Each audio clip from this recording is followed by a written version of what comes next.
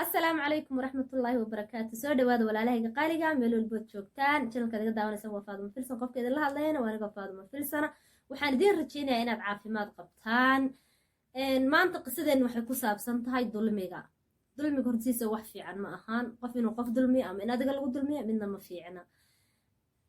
qisadani waxay ka bilaabatay nin iyo xaaskiisa ninkan xaaskiisa ayuu dili jiray marka maalin maalmaha kamida ayay hadana way is hadal dhaafeen de awal hore buu u gacan qaadi jiray wuu u gacan qaaday adigu budh buu ku dhuftaa la dhahay marka sabab bay ahayd waqtigeedii ayaa dhammaaday sidii ayay ku dhimatay isaga ma uusan rabin inuu nafta ka jaro laakiin wuxuu rabay uun dee sidii u dili jiray inuu u dilo markaa ninkii gurigii ayuu xaaskii meyda ku xidhay wuu tegay suuqa ayuu aaday ninkii taladu ku cakiranta ayaa waxa is yiri talow yaa maanta ku caawiya qofkii maanta ku caawiya abaal weyn ayuu kuu galay marka waxaa la yidhi isagoo adigu taladii dee ku cakirantoo sheekadii ka fakaraya ilaan gabadhu familkeedii hadduu u sheego yaa dilay baa taala moogtahay qofka hadduu iska dhinto oo ma qofku iska xanuunsanaa oo haa waa la garan karaa haddana dee waqtiyadaas waxaa laga yaaba waddankaas waddan horumarsan buu ahaa moogtahay isbitaal baa la geynaa jugta ku dhacdana waa la arkayaa marka waxaa la yidhi ninka isagoo taladii saa ku tahay oo dee ku xun tahay oo meelu ka bilaabo garan la ayaa waxaa la yidhi wuxuu arkay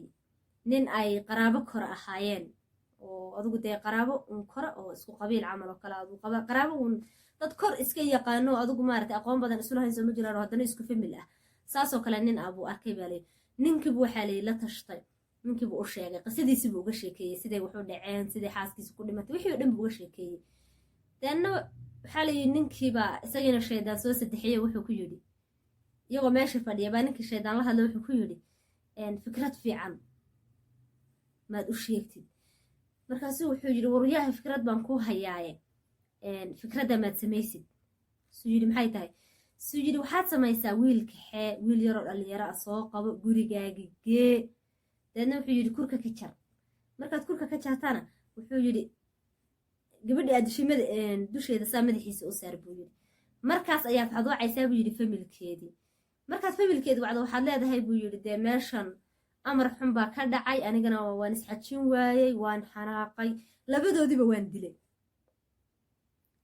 ninkii arrinkii markuu u sheegay aad buu ula cajabay wuxuu yidhi niyo abaal baad ii gashay fikrad fiican baad ii sheegtay aad ayuu ugu farxay waxaa lay kiioo meel iska fadhiya ayuu wuxuu arkay wiil qurux badan oo yaroo socdo aduu dhalinyaro ah oo socduu arkay markuu wiilkii arkay wuxuu yidhi adeer see tahay ma fiican tahay ma wanaagsan wiilkiiba adigu wuu soo dhaweystay wuu la hadlay hayuu dhahay wiilkii wuxuu yidhi adeeroo kaali gurigayga ii raac hayuu dhahay wiilkii gurigii ayuu u raacay markuu gurigii u raacay biyo ayuu u keenay markuu fadhiisiyey biyo ayuu u keenay waxaa lay markuu biyihii u keenay ayuu wuxuu raadsaday wixii uu ku dili lahaa daadna waxaa lay waa ninkiioo budh wataa budh ama faash sidaa u taqaanaan bahalka weyn oo wax lagu jarjaro faas baa la dhahaa bahal keligiis afka saa u leh faaskaa kiioo wataa maxaa la yidhi wiilka arkay wiilku wuu yaabay wuu khalqalay adeer maxaa igu dilaysaa adeer maxaan sameeyey dabeedna waxaa layihi wiilkii adigu kamuuse labalabaynina kow ninkii halkaa wuxuu ku galay horta laba dembi awal hore hal buu la ciirciiraye labuu ugu noqday dabeedna waxaa layihi ninkiibaa aad u farxay wuxuu is yiri wallaahi taladii waa isugu ka hagaagtay ninkii talada ku siiyey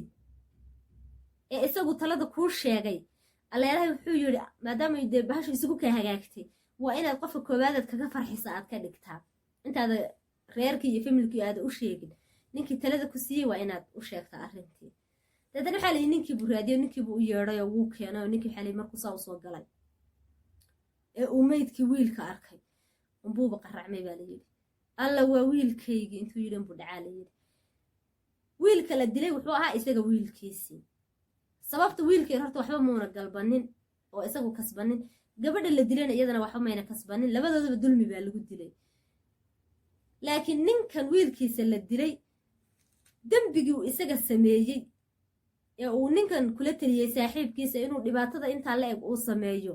ayaa isagii dib ugu laabatay beel fogba intuusa ka raadinin isagii ayay dib ugu noqotay taas waxay ka dhigan tahay haddaad dulmi samayso ama aad dulmi ku dhaqanto aakharaba intaan la gaarin horta adduunka ayay kaaga go-an tahay sababtoo ah dulmigu wax ma aha fiican dulmiga ilaahay baa iska xarimay ilaahay baa yidhi naftayda ayaan dulmiga ka xarimay ha isdulminina marka weligaa iyo allaha ha ku fekerin inaad qof dulmido ha ku fekerin inaad intaad waxaa xun shaydaanku uu kugu kacayn lahaa intaad salaad ka tukato